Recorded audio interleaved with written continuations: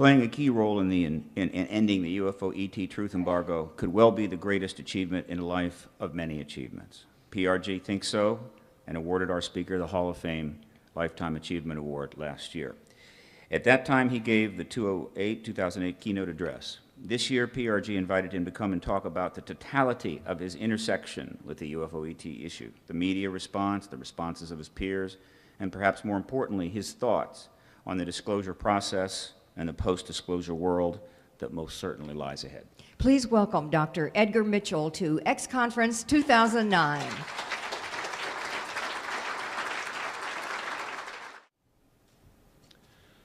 Good morning, all, and thank you for that overwhelming introduction. I have to write that down myself so I can use it occasionally. I'm a big picture person, and so this morning, very briefly, let's talk about the big picture. The 21st century that we're in, the 20th century was quite an amazing century, and the 21st is even going to be more. I think we will probably, in the 21st century, become a part of the community of planets that has intelligent life aboard. And it's about time. When I speak to young people, which I do frequently, and they're just beginning to study history and science in their early schooling, I try to set the stage in the following way. I point out that my great-grandparents went across from Georgia to West Texas after the Civil War, our Civil War, to start a new life in the 1870s. Railroads weren't completed across the South and the West. They went in covered wagons pulled by horses. Lights weren't invented. My father was born shortly after the Wright brothers made their first flight, and I went to the moon. So from covered wagons, thank you, from covered wagons to going to the moon was the mark of the late 19th and 20th century. And before that time, as we all know, people walked, rode horses, camels, whatever they could tame. The ancient Phoenicians started exploring the waters of the Mediterranean in their frail boats 4,000 or so years ago. The South Sea Islanders in their dugout canoes were exploring the South Pacific somewhere in that same time frame. Our parents' generation went into the air, and our generation went into space. Does that progression tell you something? And we have had the rumors, and for a goodly portion of the 20th century, that we weren't alone in the universe, but no one believed that. Even when I went to the moon in 1971, it was the conventional wisdom, both in science and religion and culture, that we were alone in the universe. And we now know that is simply not true. But coming to accommodate that in the larger sense is what we have to do, and that's what this century, I believe, is all about. And we are a major part of that right here in this room. Those of us in this room are leading the way to help get that idea out and operant in our culture. I also like to tell the story to help move this along. Now, we do have a little bit of time left, but I like to point out that our star is a mainstream star and not much different than most of the stars in the universe. It has a finite lifetime. Our star is about halfway through its life cycle, which means it has about 4 billion years left. Now, that seems like a lot of time to us, but in the life cycle of stars and the universe, it's not much. So, if our species is to survive, we have to be off this planet before our sun burns up. Now, that's the big picture that I like to set up, because it's a part of our burgeoning science that we really didn't know at the beginning of the 20th century. The Big Bang idea of how all this came to be only began in the 1920s with Hubble's observing redshift. And it now looks like, and this is conjecture, it looks like the Big Bang is probably on its way out as a discussion or as a theory of how it all began. And it is very likely, and my team happens to be working on it very passionately, that the proper theory has to do with the steady state universe and the continuous creation of matter in the universe itself. And we will see how that plays out over the next decade or so, but I feel fairly confident that's what's happening. And if there's anything that should put a new light on this universe that we live in, or the universes if it's plural, and I really don't know how you define other universes except maybe the laws of physics aren't the same everywhere, so that would be a proper definition of a universe, that the law has a consistent laws of physics. And it's not necessary that it's the same laws that we have here, but we don't have a way of proving that at this point. In any event, we live in challenging, magnificent, wonderful times, and one of the major things that we have to deal with in our lifetimes is one we're dealing with right now, is the fact that we are not alone in the universe. And as we examine what we have done in the last 100 years, we are not any longer on a sustainable path. Maybe we never were, but we're not on a sustainable path now, because thanks to our science and technologies, the Industrial Revolution really didn't get underway in a strong way until the middle of the 19th century, with the greats in science and improved medicine and science in the late 19th century. And into the 20th century, all of a sudden it took off, with the population exploding from over 2 billion people at the beginning of the 20th century to 6.5 billion at the end of the 20th century, and where we are now. And it appears from the best evidence that this planet can sustain the lifestyle and consumption patterns of Western industrial society for only about 2 billion people. So we got a problem. And it's up to us on the forefront of all of this to help resolve these issues and find ways to get along together. And it's very clear that we must put away these notions that the way we get along is to kill each other, because our weapons that we have created thanks to the magnificence of our science and technologies in the 20th century, the weapons that we have created, if we don't learn to get along, we will surely use them on each other, and that'll be the end of it altogether. So we in this room and those of like mind around us have an enormous challenge in the next few years if we're going to set the stage with our children and grandchildren to keep this civilization going and this planet going. The challenge is ours.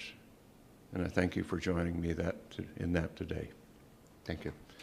Now, I think we can open the floor to any feedback or questions. That was at the Walker Air Force Base, along with Jesse Marcel. He was in the administrative department. And those folks wanted to get the story off their chest and not carry it to their grave. And they considered me a trustworthy subject to tell their story to, because they couldn't tell it or wouldn't tell it because they were under threat. So I eventually took that story a few years ago to the Pentagon and asked at the level of the Joint Chiefs of Staff about it, told my story. And long story short, had that confirmed that my story was correct, even though there were some people there, the admiral that I spoke to was himself unable to get clearance to go get into the project. But in any event, that's my story, and it's why I'm confident of telling this, is because the old-timers around Roswell, I have had no first-hand experience, even in the astronaut program, saw nothing on the moon, no villages, no structures, et cetera, like had been claimed. and have had no UFO experiences myself, except for the fact of meeting all of these fine research people, many of whom are here today who've written books about it and spent decades digging out the facts, plus my own experience with the old-timers who told me their story of the Roswell. And that's why, with my interest after my space flight and having an epiphany in space about the connectedness of everything, the interconnectedness of all things in the universe and life itself, and started my institute, the Institute of Noetic Sciences, which most of you know about, to bring the tools of science to understand the issue of why are we conscious at all? What is consciousness? Because as many of you are well aware, for 400 years, since the time of René Descartes, who came to the conclusion that body, mind, physicality, and spirituality belonged to different realms of reality that didn't interact, from that time forward, it served a noble purpose at that time of getting the Inquisition off the backs of the intellectuals of that period in time. But it also, we proceeded down that path for 400 years, where consciousness, mind, and such things were not appropriate subjects for science, until along came quantum mechanics in the early 20th century. And it's changed all of that, and we now know, even though for most of the 20th century, the physicists have avoided, thanks to the Cartesian duality, have avoided the subject of consciousness, but now it's pretty obvious, and my team and a few others have worked on this in the latter part of the 20th century and are very convinced that most of the so-called paranormal phenomena, which cannot be explained within classical science and classical physics, can mostly be explained within quantum science. And that's what noetics is all about. That's what my work is mostly all about, is to apply that new understanding of the late 20th century in the quantum world that's helping revise biology, cosmology, and physics to account for many things that we call mysterious, mystical, spiritual ideas from the very deep past. And we still have a long ways to go. We think we're a pretty smart species at this point in time, but frankly, we're just barely out of the trees. As I said, the Industrial Revolution didn't really get going in full measure till the middle of the 19th century. And here we are just 150 years later. That seems, for children, I guess, growing up and starting to study history, that sounds like a long time. But many of us in this room are close to 80 or so. Now, that's pretty much of a century, you know. And so 150 years doesn't seem like a lot of time to some of us. Okay, are we back so we can talk? Dr. Mitchell, my name is Bill, and I have two questions. I hope I don't aggravate you with them. Go ahead. There's a download of NASA videos that was never intended for public consumption, and it was by a TV manager station up in Canada, Stubbs. He had hundreds of hours of NASA download. I found the one I find most interesting was the mission STS-75, where there was a tether antenna that broke off 12 miles long. And you see these things that are not airy discs that are flying behind the antenna that are about 3 miles in diameter that are pulsating. And it's in the invisible range because they said the NASA camera was in the ultraviolet range. But there seems to be life forms that are beyond our visibility, or either that or the physics.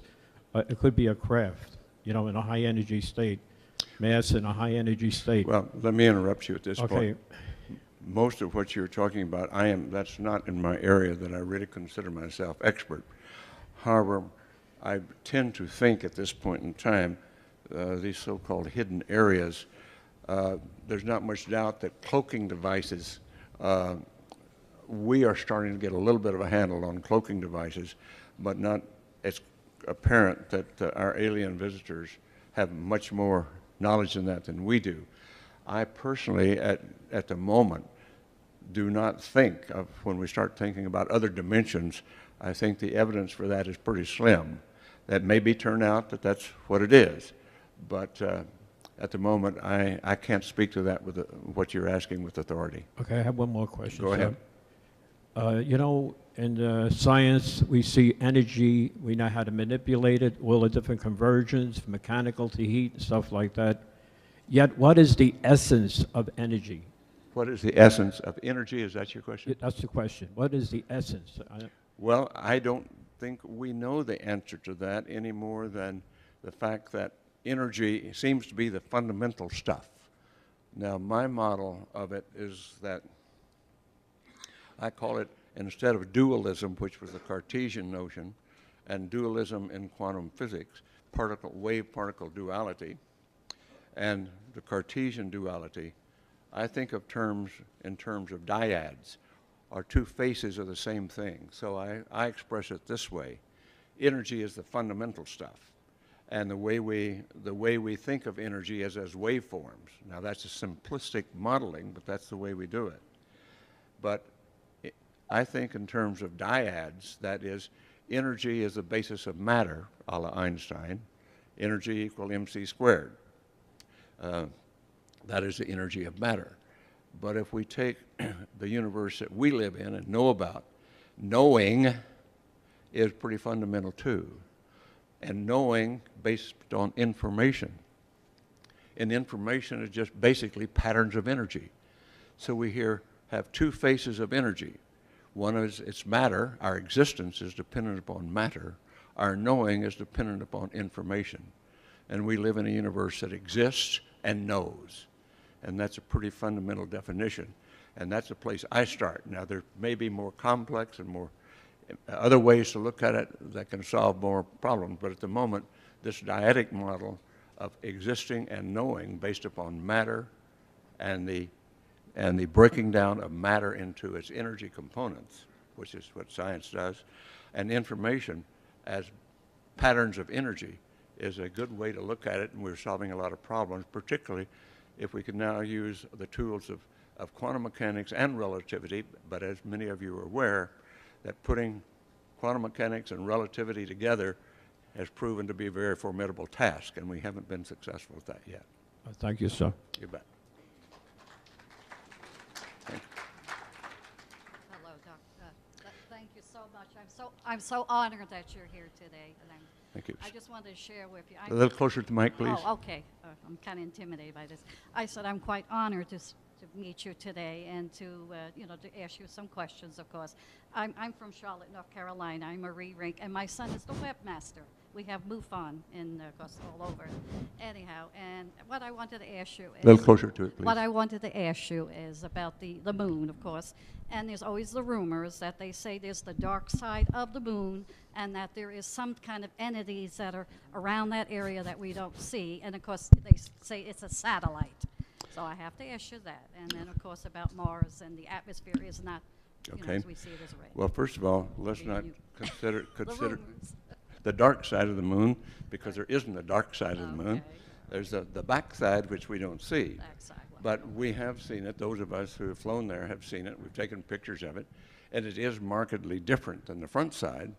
But that's largely because in ancient times, and the Earth, the moon, thanks. Hey, that's a good idea if somebody's standing in front of that light. It's right in my eyes. Dark side. Thank you.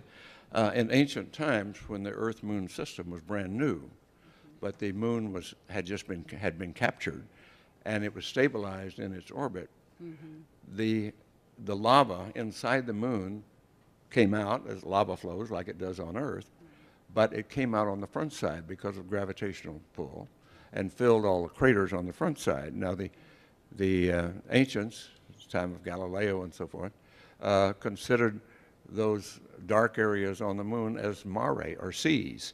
We now know that they're just craters filled with lava and pummeled by billions of years of meteorite particles, breaking them into very fine dust. Now, the same thing happens on the backside, but it's not as much lava on the backside. It's just soft powder. And on the front side and the backside is just very fine talcum powder consistency dirt. But on the front side is mostly it's more basalt, and on the backside it's just normal planetary stuff. But as I tried to point out, we have not seen anything. Now, some people say otherwise, but we have not seen anything in the pictures, and I know of nothing that indicates our visitors have had bases on the moon. That isn't to say they don't or haven't, but there's nothing visible in any of the photographs or any of the observations that I'm aware of that But would your cause us to associates believe had. that. Okay? Your colleagues had, Yeah. of course. Yes, okay. Thank you so much. Yes, sir.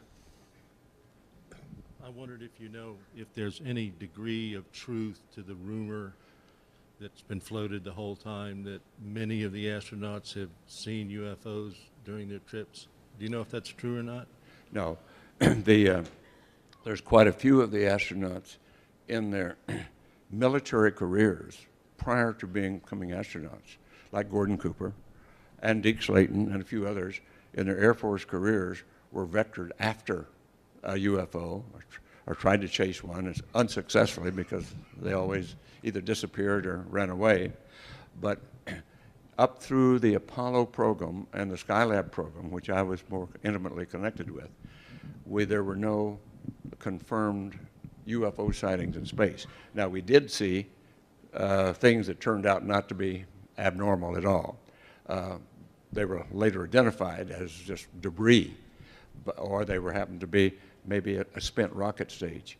But as far as UFOs, up through the Skylab program, the colleagues I have spoken with, nothing abnormal was cited. I'd like to make one more observation, and pretty much for everybody that's here. The Army has a unit headquartered at the Redstone Arsenal in Huntsville, Alabama, called the Space Missile Defense Command. What, please? Space Missile Defense Command. Okay. Their shoulder patches read space fighters. If you call down there, they're very open, and they have a website, smdc.army.mil. And I was talking to an executive down there in the late 90s, and I said, oh, so you're the ones that are going to protect us from the ETs? Very matter-of-fact answer was, well, we think we can. So the idea that the government has suppressed this, hasn't acted on it, is totally wrong. The Reagan Star Wars program actually means space fighting, and we have a military unit that's prepared for it, and it's dubious that that organization exists relative to topics that the government completely denies exist. I'm unfamiliar with that, although I was a technical director for the Manned Orbiting Laboratory program back in the early 60s when that first was initiated and then collapsed. And I'm quite well aware that there are other programs going on all the time, which I am not aware of in any matter of detail. But thank you for your comments. smdc.army.mil. Thank you. I'm going to jump in with an occasional question, and this one is related to that a little bit, Edgar. Where are you, Steve? I'm Steve. I'm right here on the stage. I'm hiding here in the corner here. Okay, gotcha. I'm sitting down so I don't fall and hurt myself. You know, the whole SDI program, Space Defense Initiative, was extraordinarily controversial. Carl Sagan got involved. A lot of people didn't think it would work. We're talking about platforms. And there's a lot of reasonable speculation that the SDI wasn't just about, quote, building weapons in space or to help defend ourselves against the Soviet Union. I'm aware of that, too. Did you get any feedback along the ways from anyone in the know that there was an extraterrestrial aspect to the SDI program? Only vaguely. I did write a manuscript, which I still have, called When Foxes Guard the Hen House, having to do with weapons in space. And that manuscript I still have in my files, but to tell what the government thought of it, 34 publishers turned me down because I was trying to blow the whistle on putting weapons in space, and it didn't. But fortunately, it didn't go forward. But neither did my manuscript. Well, I feel better because that makes me feel better about the fact that my manuscript was turned down by that many publishers. So, wow. Okay, next question. Good morning, sir. I have sort of a practical question and more of an esoteric question. I may not phrase it right, so help me out. Go ahead.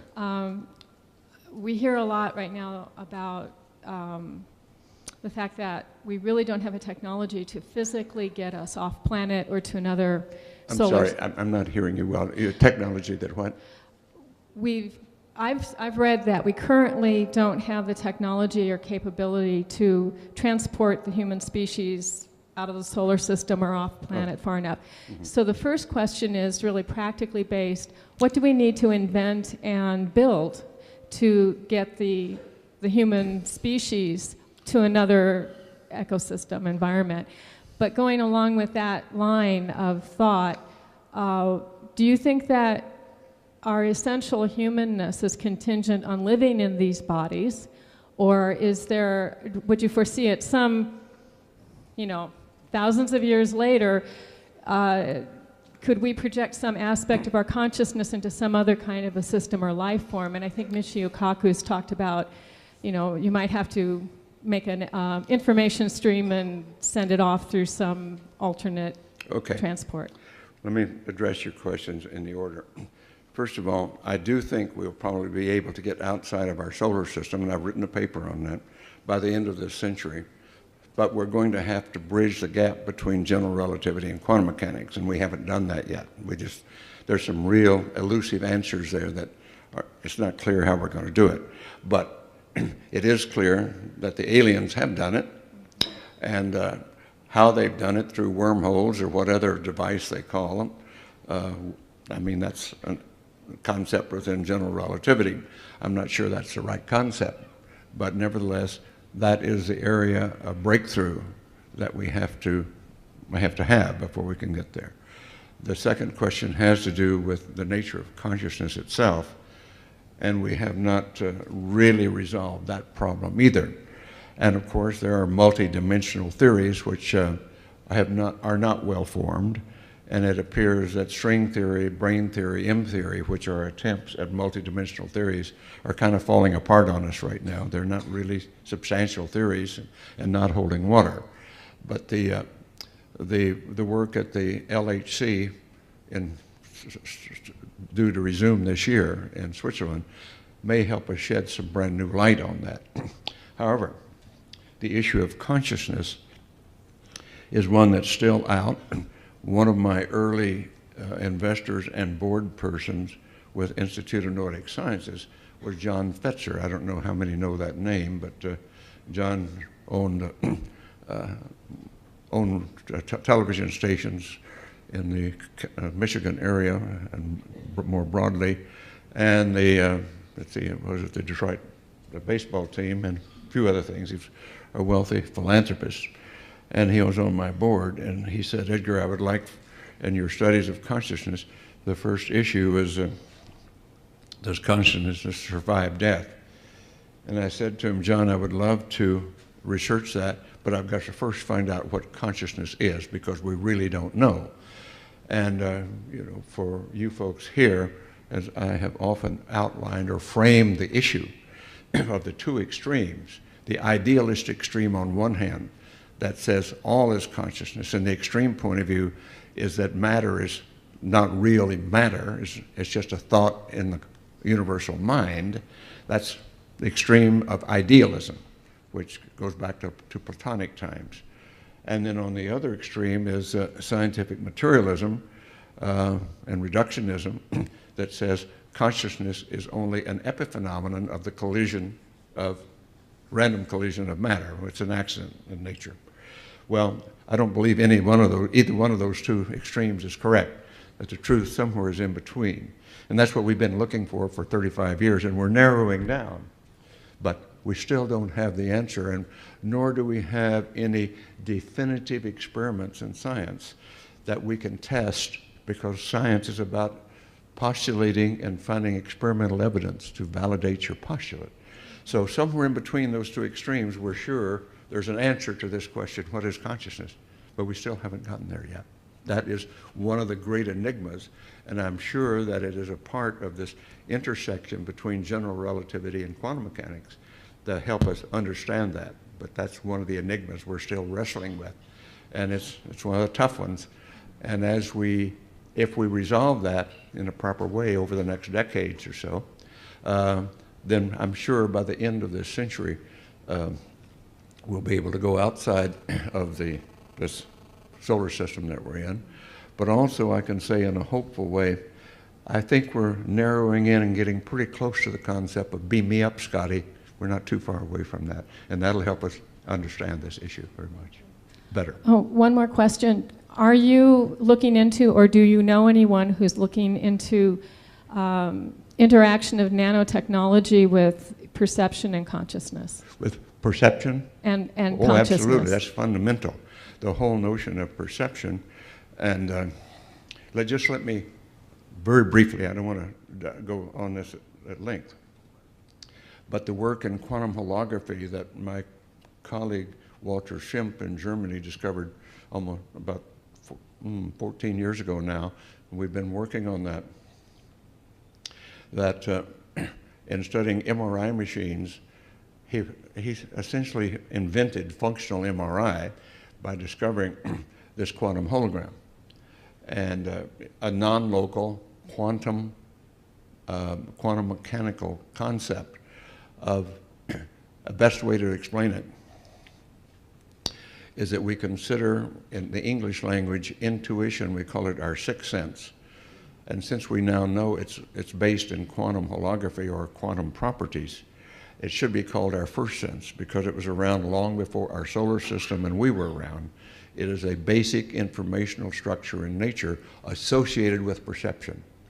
And we now can understand and demonstrate very clearly that all of our sensory mechanisms are fundamentally tied in to this non-local quantum property.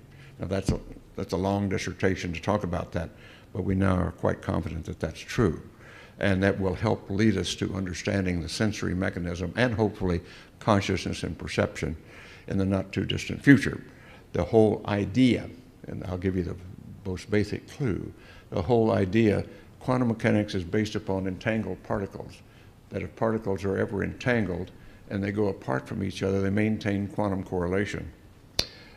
If we describe quantum correlation as the most fundamental aspect of awareness in nature, then and build on top of that, we're getting a pretty good picture of what awareness, perception, and consciousness is all about. Next one, go ahead. Yes, sir. Thank you.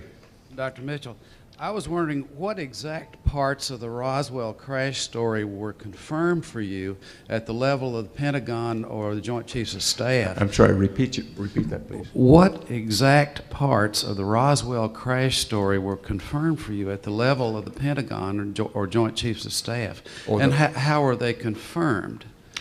Well, the only thing that was presented was that the Roswell crash was a real phenomenon as opposed to the myriad stories that have been promulgated since then. Let's put it this way. If the Roswell crash were something like a balloon or any of the other half a dozen stories that have been promulgated over the last 60 years, that's one thing. But if it were really what it is, why do you need all of these other stories that have been changed over the last 60 years, one after the other, over a period of a large number of years?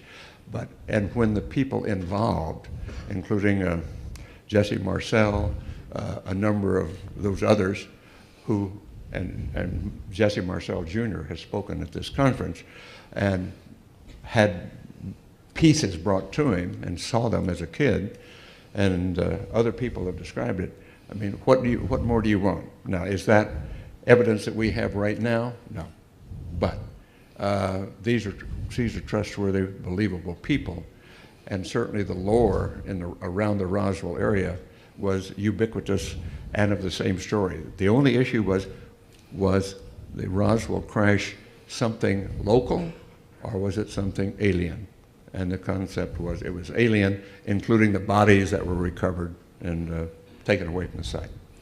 And were the efforts such as efforts at retroengineering that have been reported confirmed to you through your sources? Well, I cannot speak with authority to how much back engineering has really taken place, although in the lore, some has, and I would not be surprised to find that some of the current unknown objects or UFO objects are homegrown, but I don't know that for sure, and I can't say one way or the other with certainty.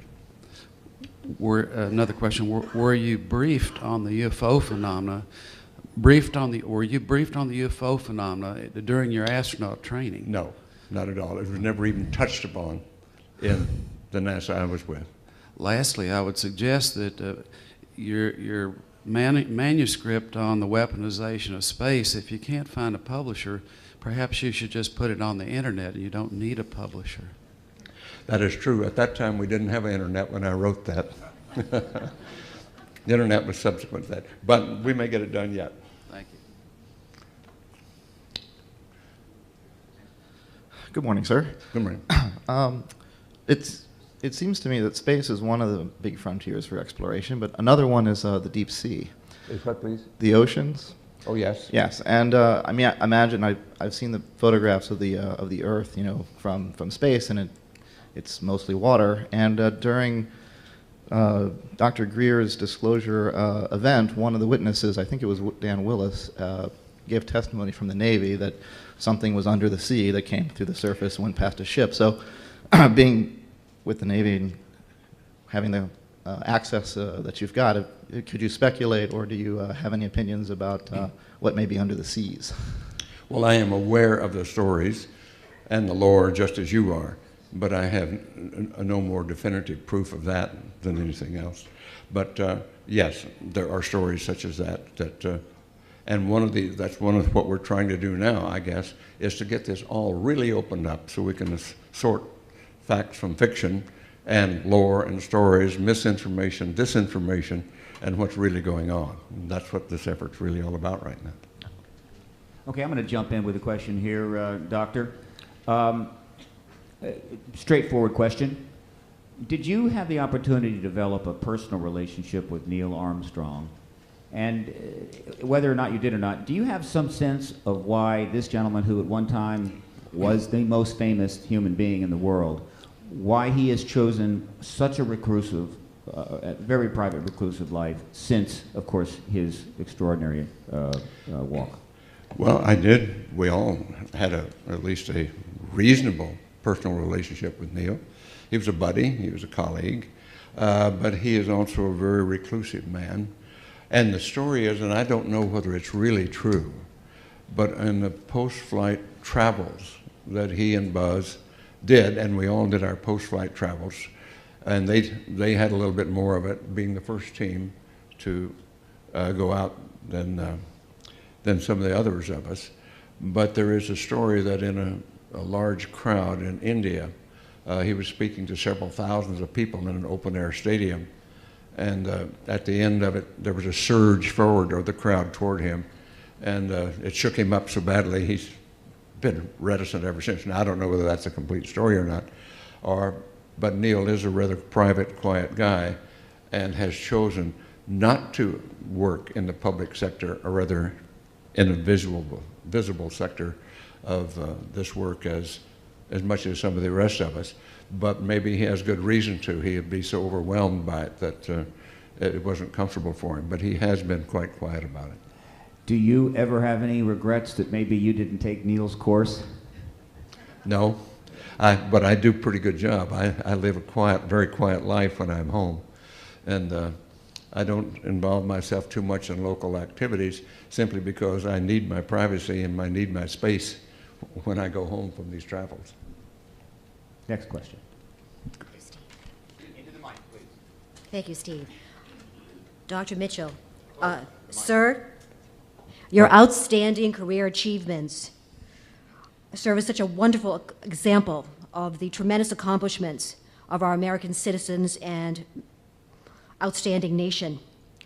Do you think it appropriate at this time, sir, that our nation take the lead in open, transparent discussion and full exploration of the tremendous opportunities presented by the extraterrestrial presence? Thank you. The answer is absolutely yes, and that's why we're here. It's to help open this up and hopefully that we will be more successful in doing that here in the next decade than we haven't been in the past decade. It's, in my opinion, vital that we begin to take our position, our place, and let's call it a community of planets, just like we would a small community on this earth when we're isolated without transportation, on foot and all of that. Then when we developed locomotion and vehicles to get around, we started forming into communities. Well, we've got the same thing on the larger scale of a planet right now. And that, to me, is the challenge of the 21st century, is how do we actualize this and make it work? Because as a community, we can learn from others, and we can learn to survive as a species. But we do have a problem of survival for this species. Go ahead, sir. First of all, Dr. Mitchell, thank you for your service to our nation and our military. I want you to know you're a true hero of mine. My grandfather and my dad both fought in 2 world wars, and I didn't have to, largely because of the service of people like you. And I think on behalf of everyone here, I want to express our gratitude for that. Thank you.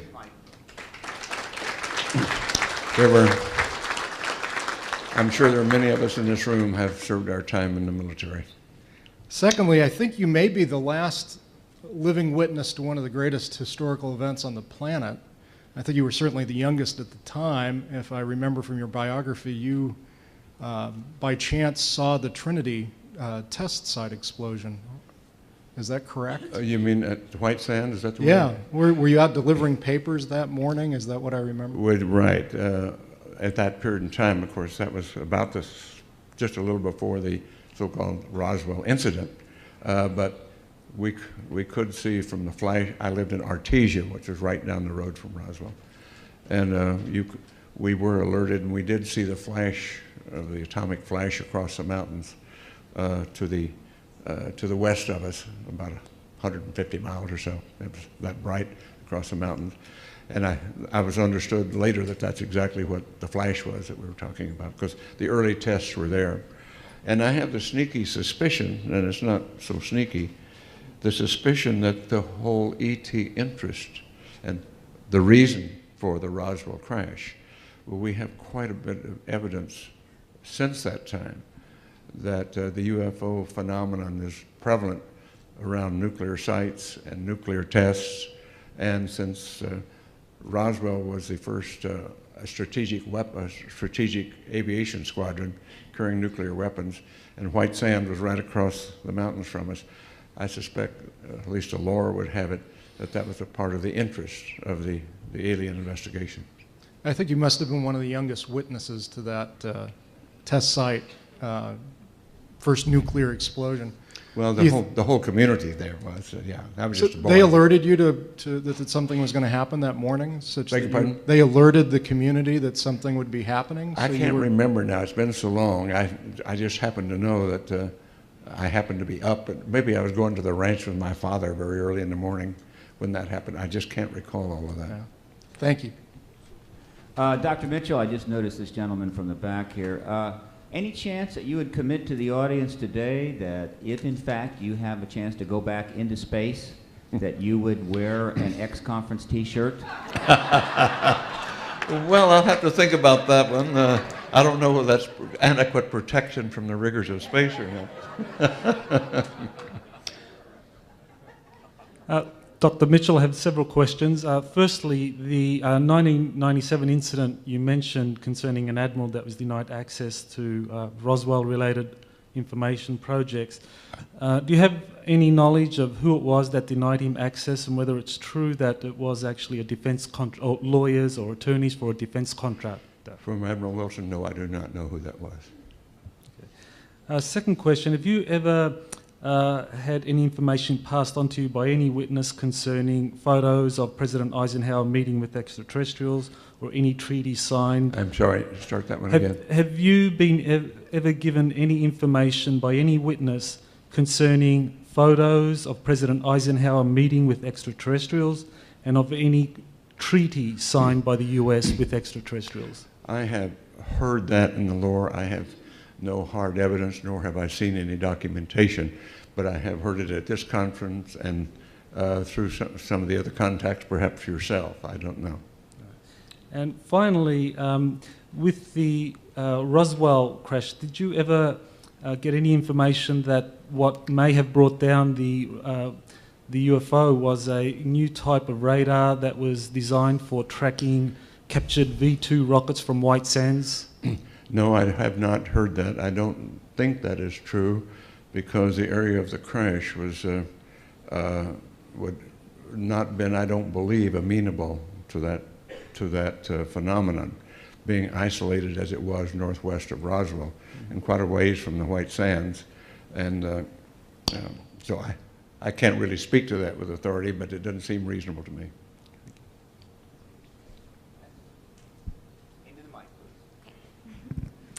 I would first like to say it's an honor to be able to ask you questions and everything. Okay. And because it's such an honor, or it is such an honor because of all of your experience that you've had. And because of all of your experience, I wonder how you view President Barack Obama, and if you feel that he's the right person right now to get us on the path that you believe will help us evolve as a people. Well, in answer to your question, I certainly hope so. But none of us can actually guarantee what any president's going to do. But clearly he is moving in a direction opposite from the past, or at least in a different direction in the past.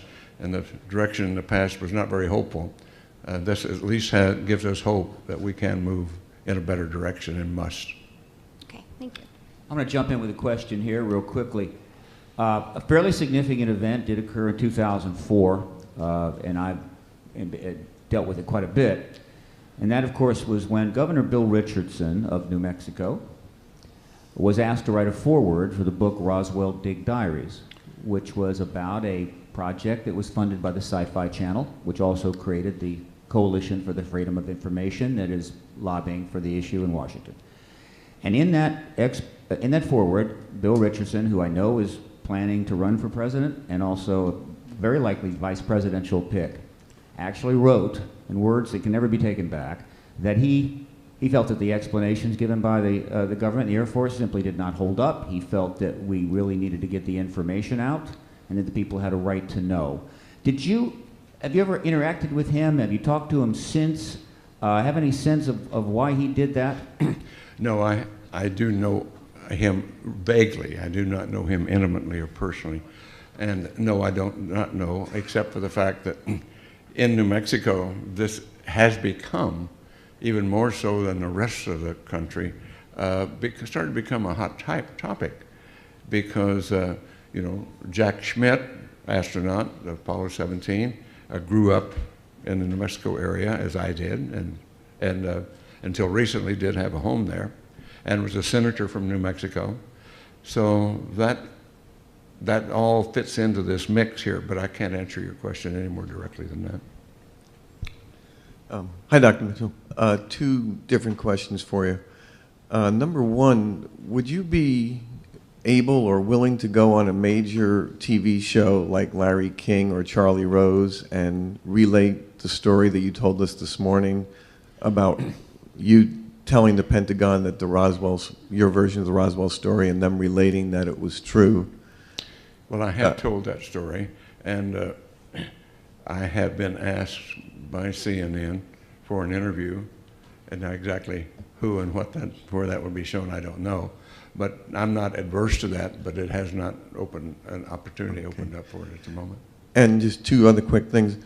I've read a lot that the NASA space program that we see publicly is just a small part of a much larger program, and I didn't know if you could talk about that.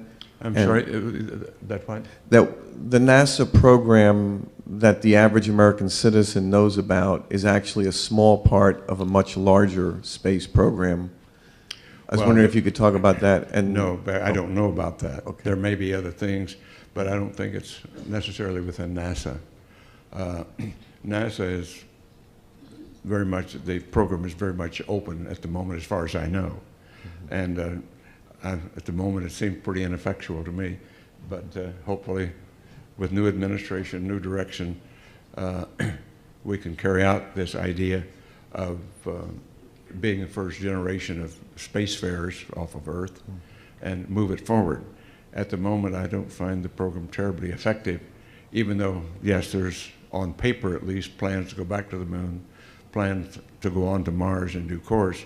But I quite often say in my talks that when we go to Mars, and we will in due course, provided we don't blow ourselves up with stupidities first, and we look back from Mars at this tiny little planet we call Earth, it will sound kind of foolish to say I came from the United States, Canada, England, Russia, Germany, Israel, or where. No, came from Earth. And we're not ready to do that yet. We haven't got our act together. And we're not ready to be spacefarers. And Kennedy pulled a decade out of the 21st century in the 20th century during the contest, the space race, initial space race with the Soviets, in order to get us into space first. But we jumped so far ahead that the public hadn't caught up with it yet. And we got to be a spacefaring civilization. So that means we have to change our minds about it. And perhaps this whole issue right now that we're facing with alien visitation, with the problems of sustainability, maybe this is the turning point. Let's hope so.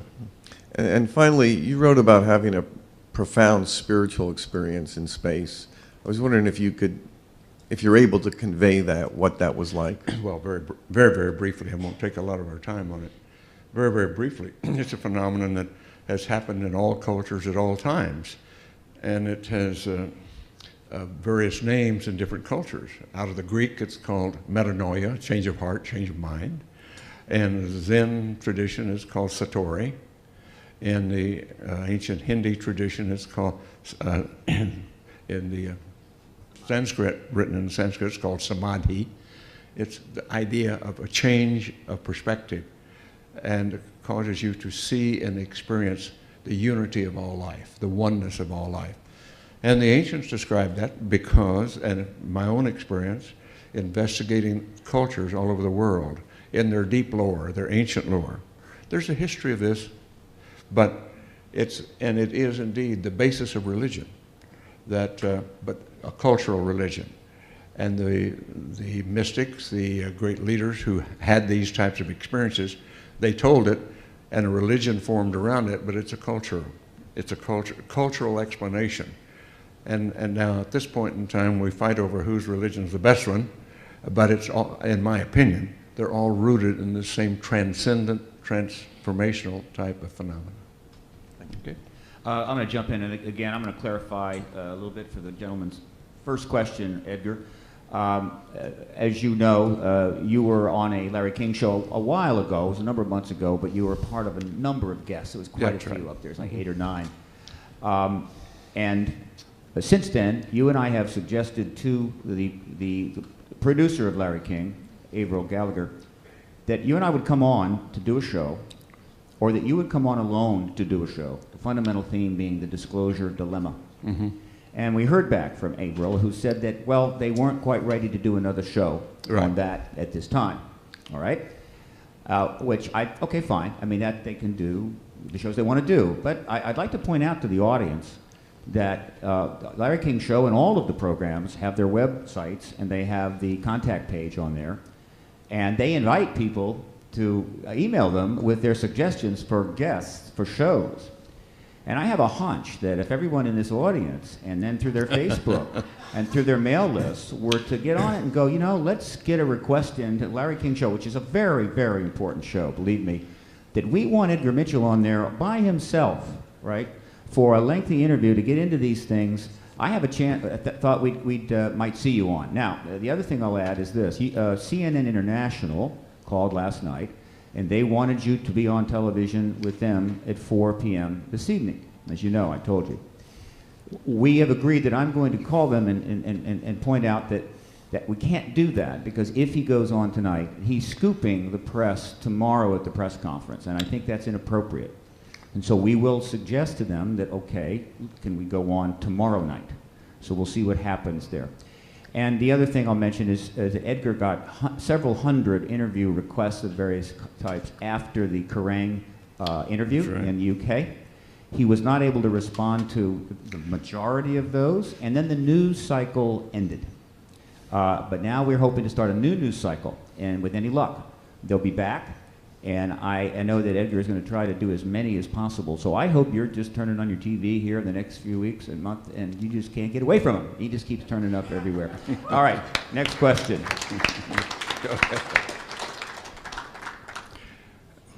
Good morning, sir. For a couple of clarifications. One, your spacewalk, where you had your transformational experience, Well, was during. that was coming back home after the flight. Right. That was after that. Yeah. Was that? But did you make a spacewalk in Gemini? Well, not a spacewalk, but no, not in Gemini. Only in the Apollo program and the Apollo program on the moon. But I was back up on other flights. Yes. But my only flight was the Apollo. But 11. which flight was it that you had your transformational experience? Well, that was returning from Apollo 14. Returning from Apollo. Yeah, after my work was done on the surface, and I had time to relax and kind of look out the window, be a tourist, yes, and look at the heavens pass by as we rotated. See, we were rotating to keep thermal balance on the spacecraft. Yes. So that allowed the Earth, the Moon, the Sun, and a 360-degree panorama of the stars to appear in the spacecraft window every 2 minutes. That's a pretty wow experience. Well, all of us here, us Earthlings, can only dream of something like that. May I ask you, were you raised in a faith? Were you raised in a traditional faith of any sort when you grew up? Were you in a religion? Oh, yes, I grew up as a Baptist. My mother and grandmother were rather ardent in their religion. Okay. And if Steve's fondest wish comes true and you make news tomorrow, the second question that reporters will ask you is something like, do you yourself have any firsthand knowledge about Roswell or the other high-profile crashes that have been part of the lore here for years, other than what folks at these conferences might be exposed to? No, my answer is I have no firsthand experience, but I'm very, very familiar and have read most of the books of the investigators, that many of whom are at this conference, over the years. And I did become quite interested in it after my space flight, when what I call the old-timers came to me with their stories. And so I have followed the lore, although the UFO phenomenon and aliens have not been my primary area of investigation, but I am quite knowledgeable in what the fine research people who have done over the last several decades have produced in the way of literature for this. And talked to many of them, of course, personally. So let's be clear. You are persuaded that we are being visited or interacted with by extraterrestrials. Utterly and completely. Routinely. Yeah. Mm-hmm. Okay. And it's not the least of which is that John Mack was a very close friend and colleague before he passed on, and he and I we were at a private conference together set up by one of my board members at Noetics, investigating talking about how do we proceed with all of this. So I knew John's work quite well. And even though he did not, in his lifetime, pass on the veracity of what his patients or his subject of his investigation, he did pass on the fact these were good, solid people, not crackpots, that were telling their stories of abduction and interaction with the alien presence. Yes, sir. I was involved with the first program that funded John's work. Okay, so you know how sincere he was. Yes, and I knew him, and we all miss him.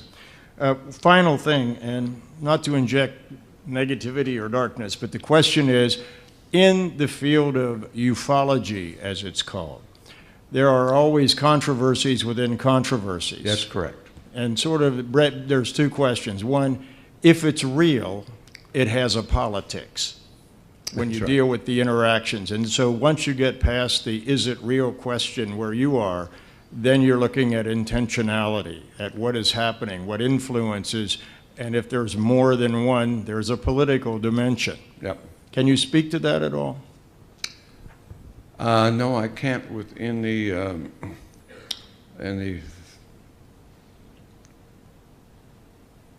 any power. All I can say is I know the lore, I know the various factions, I know what's going on, I know that the disinformation and misinformation has been deliberate, and the notion of keeping the field muddy and closed has been a prime objective of some, and opening it up has been a prime objective of others. And hopefully the opening it up is going to succeed here. Also part of the philosophical paranoia that is endemic to this is the question of they with capital T. The question I have is when you say disinformation and whatever, and I interviewed you last year and you gave me your opinion, which I won't share here, about the whole Mars thing, the Mars culture thing of Richard Hoagland and others.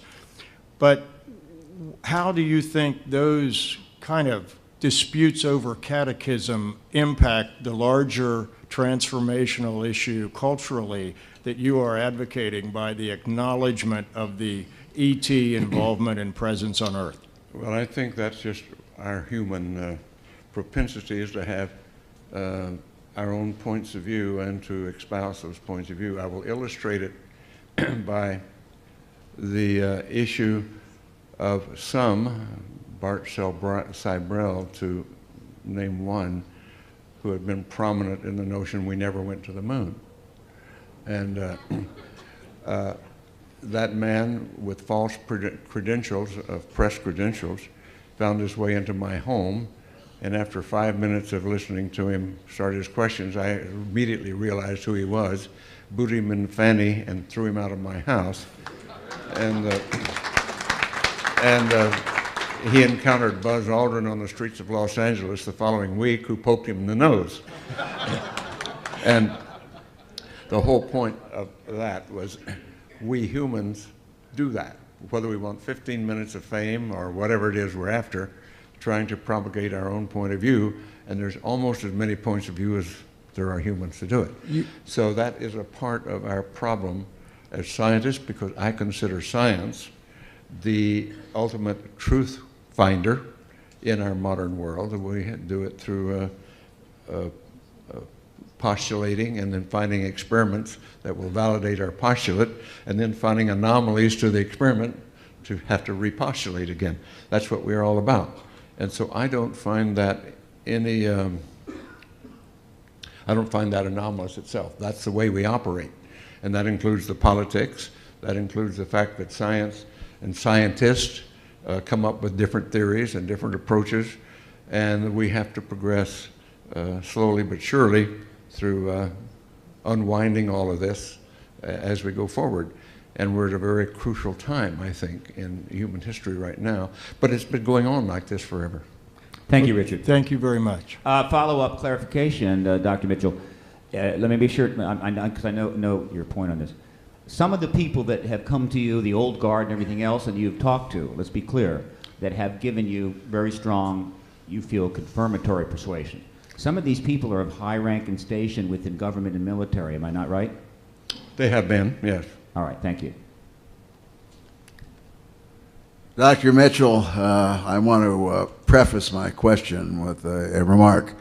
I think no one in this room will disagree with me in the fact that you're probably one of the most knowledgeable, respected individuals in the world. Well, thank you for that. Thank you.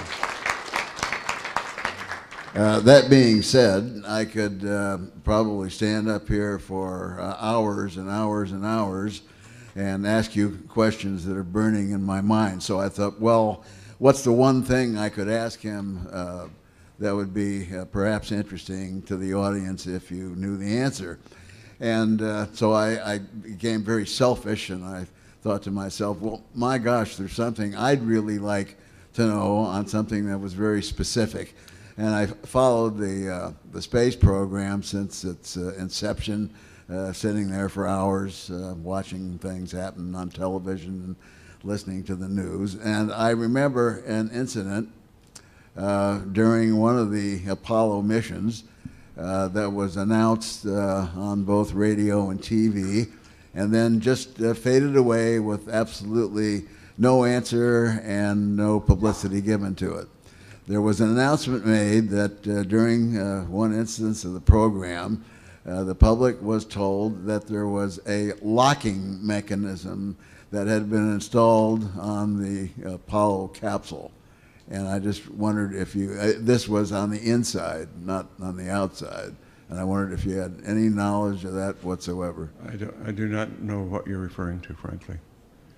Could you be a little more specific about what do you mean a locking mechanism? I don't know. Something that would lock the entrance and exit to the capsule from the inside. I mean, when you do that, there's implications that you don't want somebody to open the door from the outside. I know of no such thing. However, except for the main cabin entrance, which was modified after the fire of Apollo 1, so-called, you can't do it any other way. You've got full control on inside. You have to do some stuff on the inside to remove hatches to get out of it. There's no way to get in. There's no door, as you're talking, no locking mechanism like you're describing that never has been, to my knowledge. Well, then that satisfies me as to the answer to the question, because that was probably something in the news that somebody saw or made up. It sounds like imagination of somebody thinking there might be a need to keep somebody from getting in. However, the only time we would really need somebody to get in was like in the case of the Apollo 1 fire, when they couldn't get in to help them quickly enough. Well, thank you very much. I appreciate that. You bet. And that whole idea of putting screen doors in the capsules, that never got off the ground either. No. Good morning. Morning. While I was standing there, I thought of a second question, which is, what is your thoughts on what is the alien agenda? Because one of the speakers the first day, all he said about it was that he couldn't talk about it because he got followed when he got talking about it. Let me ask you my first question, which was, you said today that the research, I guess, that you're doing is that the Big Bang Theory will fade away as an explanation. Could you explain more about that? Well, I think we have a theoretical mechanism at this point to show how matter can arise from the quantum fluctuations of the zero-point energy field. Now, that has to be validated, but the mathematical formalism associated with the quantum hologram seems sufficient to be a candidate for precisely that process. And I would suspect, now this is my own speculation, that the dark energy and dark matter that is now being observed, I think it's very likely proto-matter that's coming into being. And when we get better understanding of what is happening in deep space, and the magnificent new photographs we've got from Hubble, and we're seeing further afield than we ever had before, with a great deal more mystery. But this notion of dark energy and dark matter is a real modern issue. And my speculation is that's probably what we're seeing starting to happen, is matter coming into being. And see, there's so many problems, in my opinion, with the Big Bang. Okay, how did it get there in the first place? What caused all of this?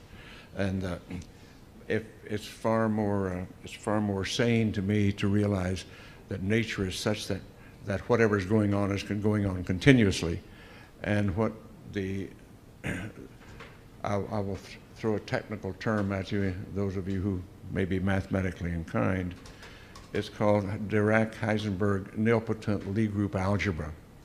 If you want to hang on to that, is the mathematical formalism that suggests to us that the quantum fluctuations in deep space and the zero-point field are sufficient to allow matter to arise ex nihilo from those quantum fluctuations. Maybe, maybe not. All right, thanks. Thanks. Jump in. Because of our difficulties earlier, we are going to run long, and it's now 20 of. We're going to go about 10 more minutes. So we have 10 minutes to get those questions in. I have a question here kind of related to what he just said. Do you have any fundamental problem, either intellectually or emotionally, with the idea of infinity. And what I mean by that... Of what, please? Of infinity. In other Okay. words, we all have this sense of beginnings and ends. You know, the room starts here and ends there. Our life begins and ends and so forth. But in terms of the big picture, do you have a problem with the idea of infinite time and infinite space? No, I do not. I do not.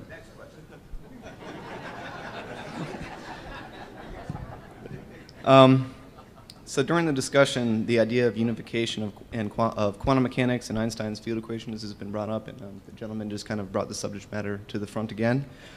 In the Journal of Noetic Sciences, there was a unified field theory presented by Dr. E.A. Rauscher and Nassim Haramein. So I was wondering what gravity you give to that theory, and more generally, what do you think it would take? You said that we're not there yet, but what do you think it would take to bring these types of ideas to the mainstream? I think we've got the whole area of frontier science. First of all, let's say that science cannot be complete until we understand consciousness, why we are conscious, how consciousness exists in the universe, where it came from, what all of its manifestations are, and the fact, you see, what's vital here is we very adequately demonstrated that mind influences matter.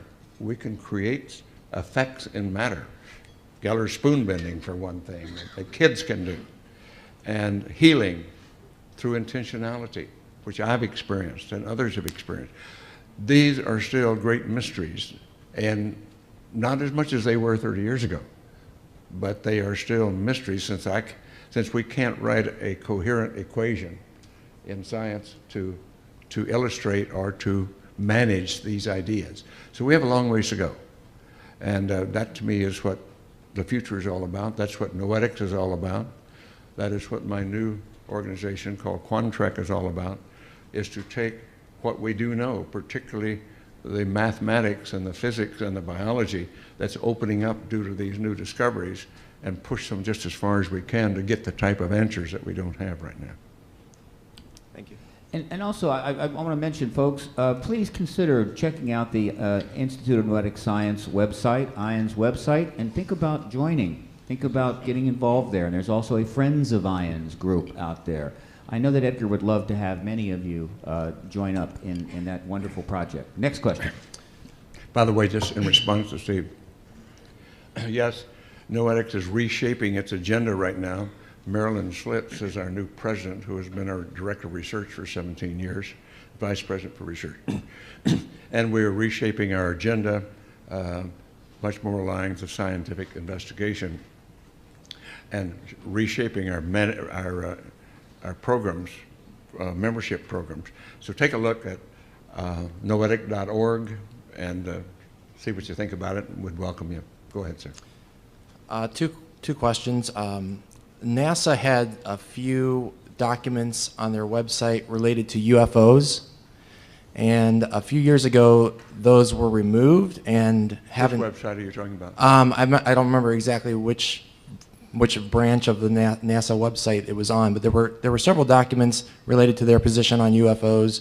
You're talking about NASA? NASA. I'm not aware of that, but go ahead. Yeah, so I was just wondering if you had any idea what happened, or if they're changing their position. My second question is, why do you think we stopped going to the moon? Well, the first question, I'm not aware of it at all. The second question is because the public wasn't supporting it, because the political wind shifted. And as I said earlier, John Kennedy, when we went to the moon, plucked 10 years out of the 21st century and pulled it back to the 20th century, and we went to the moon. But the public interest and desire has not been maintained.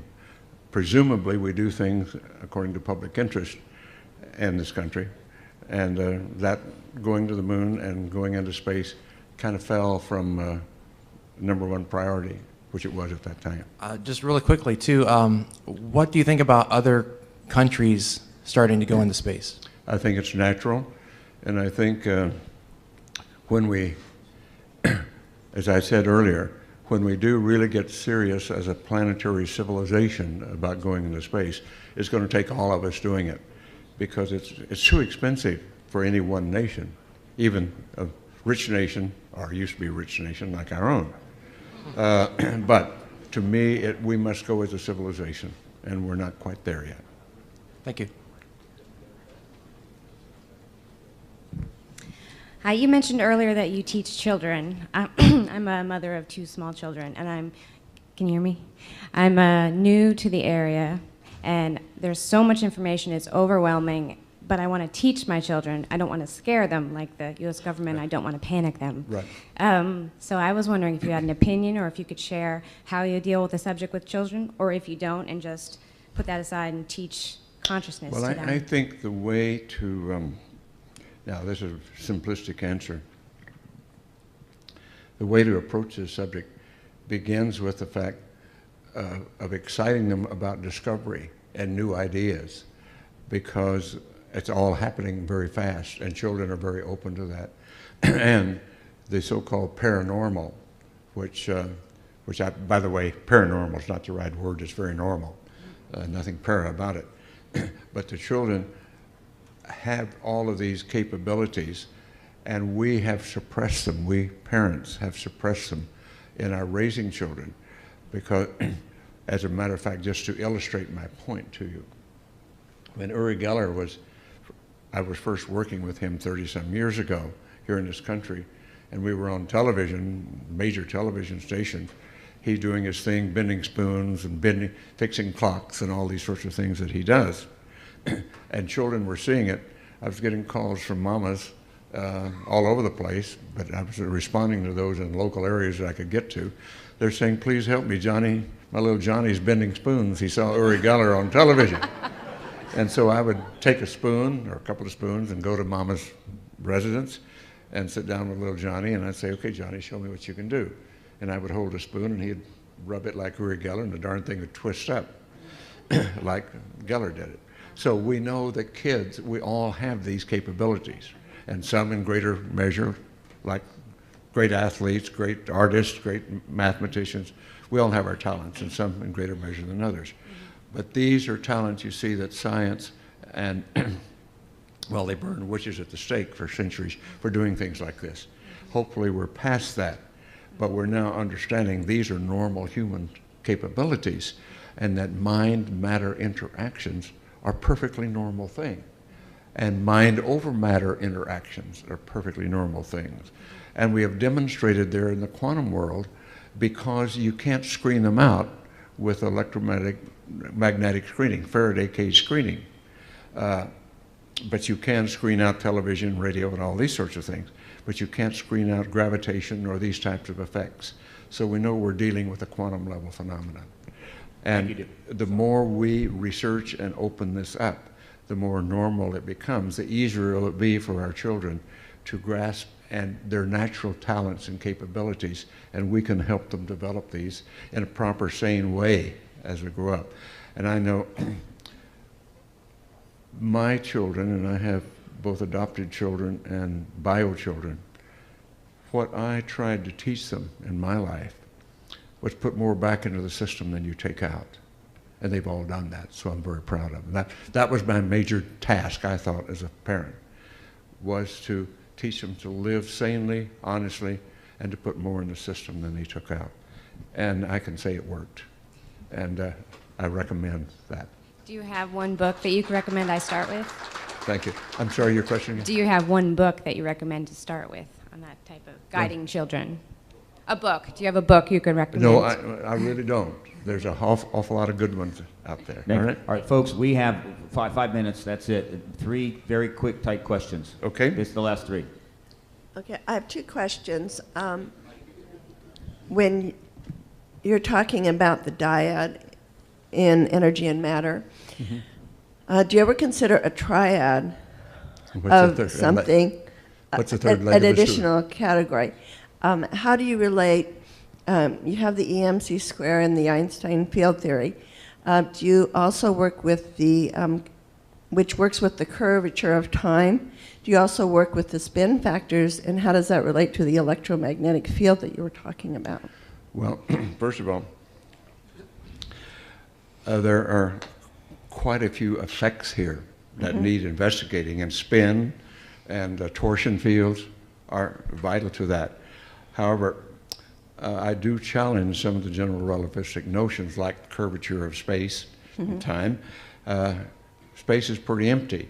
Do you know how to curve something that's empty, something that's nothing, that's of that substance? I mean, you can't curve air. Okay, it can blow around buildings, but it doesn't naturally have a curve. And so we now can explain, for example, light bending around planets because that the field around the planet has a characteristic that refracts light, as opposed to the old notion that somehow space is curved around planets. And to me, that's no longer a valid notion. However, it's still academically acceptable. How does that work then if we have geometries that work with like a double tube torus type geometrical configuration that would maybe give us 4 instead of the 2? Well, resolving these types of anomalies, and that's what science is about. You postulate, you do experiments to prove your postulate, and then you start to find anomalies that don't fit those experiments. And that's what science is about. We proceed through anomalies. And there is a society called the Society for Scientific Exploration that is devoted precisely to that phenomenon, the anomalies that are now existing in our theoretical structures. And they're all over the place. Right. And that's what we have to handle. So you see the double tube torus concept, I'm sorry? the double tube torus and the geometrics that would create that, because we see it in the galaxies and the nebulas as well as possibly in our planet. That explains or ties in with the black hole and energy either turning into matter or new things being formed. Well, I think what you're raising is some very, very complex issues that are a little too complex for this venue. Yeah, I think okay, so. But we're not a good time to get into advanced I just physics. wanted to see if you were working on that or where I could go. The answer is yes. There are and people is there a on it particular working all over website that I could go to? No, I can't answer. That, okay. That you will find the answers to what you're asking. But our Quantrek website, we have the team working on precisely these anomalous issues. One other quick question. Are you working with the difference between the brain as it works through the heart, which does radiate in oneness, versus the brain and the head? Because I find them very different, and it does work with the shift of consciousness. The heart math people are working on that one pretty strongly. Right. And the rest of us are cognizant of those issues, but I don't have any particular experts. Well, that isn't true. There's a couple of guys that are interested in that particular area, and we're hoping to have funding so they can get closer to work right away. Great. Thank you so much. Appreciate it. All right, sir, very quick question. Thank you. Dr. Mitchell, I'd like to personally thank you for having the courage to step forward on this issue, and I know you've spoken for a number of years, but today I think you did make some history when you confirmed for us that you had received confirmation from the level of the Joint Chiefs of Staff of the reality of the Roswell incident as not being a weather balloon or any other kind of balloon, but of actually being an extraterrestrial spacecraft that did impact the Earth. And I think you also confirmed that there were alien bodies recovered from that crash. Is that true? Yes, but let me say, my source that initially confirmed the questions that I posed subsequently denied we met it, we even talked about it. And right. You know that story. I understand there's a lot of classification issues involved, but I do want to thank you for confirming that for us. I'm glad I can be a part of it. I think that's very brave of you and noble. My only other question to you was, you brought up the issue of Dr. John Mack. Yeah. He was an abduction researcher. Yes. Have you ever been able to get any kind of confirmation about the abduction phenomenon as being a real phenomenon? Well, I can't say that I cannot prove it personally from my own experience, but I'm quite aware of many, many, many of the stories, the experiences that people have, and I take them, okay, these are people's explanation, interpretation of their experiences, but I am not knowledgeable enough to be able to say this one's true and that one's not true or whatever. I just accept these are people's stories and they're part of the lore.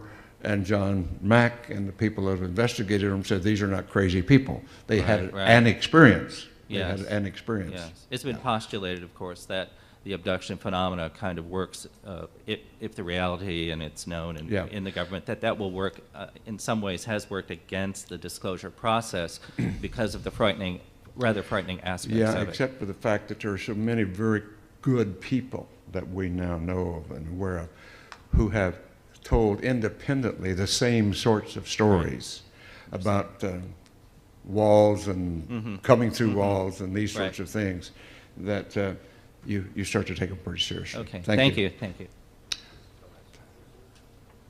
Thank you. Dr. Mitchell, I'd also like to say it's truly an honor to have you here, and thank you for thank you very participating. much. I also grew up, following every aspect of the space program and all the shots, and I wonder if I can indulge in one question. Most people are aware of, during Apollo 14, Alan Shepard's golf shot on the moon. Right. But I think fewer people may not aware you also had a feat of athletic prowess. Is it true that you also had a feat of athletic prowess? Is it true that you threw a javelin on the moon? Oh, yes. And how did that fit? Well, if you look at, if some of you have seen the moon pans of our Apollo 14, and on one side, in the background is Cone Crater, where we walked, and on one side is me adjusting the camera, and on the other side is a solar wind experiment, and the staff of the solar wind experiment turned out to be a very fine javelin. So when Alan hit his golf ball and went miles and miles, in terms of 51 feet, and my javelin went 51 feet and 4 inches. So that was the first Lunar Olympics, a javelin throw and a golf shot. All right. Thank you very much. All right, one last question. Right now, here we go. This is it, and we're going to then take our break. Morning, sir. Good morning. Very quickly, what do you think about the hollow Earth theory? The what, please? Hollow Earth theory. Oh, okay. And also, what do you think? What was our real reason for going to the moon in the first place? Was it just to, go up there and do some experiments, or to see about whether it's feasible to colonize the moon? Well, first of all, I think the evidence of a hollow Earth is missing. We know there's a lot of molten lava down there, and still coming out. So maybe it's getting a little more hollow than it used to be with all the stuff coming out, but there's still a lot of mass down there. And the same thing on the moon. But why did we go? It was a race with the Soviets to be the first into space. But in a larger sense, to me, our destiny is to be universal citizens of the universe. And that means we've got to get out of here in due course, and we'll get out of here. And so that's looking at us in the large picture of what are we really? What is this really all about? And humans have been asking that question for centuries, thousands of years. They look into the heavens, and they look at the stars, and then they say, what is my relationship to all of this? Where did this come from? What am I? And we're still asking that question, and hopefully we're getting a little better answers than our predecessors did a few thousand years ago. Thank you for being a great audience.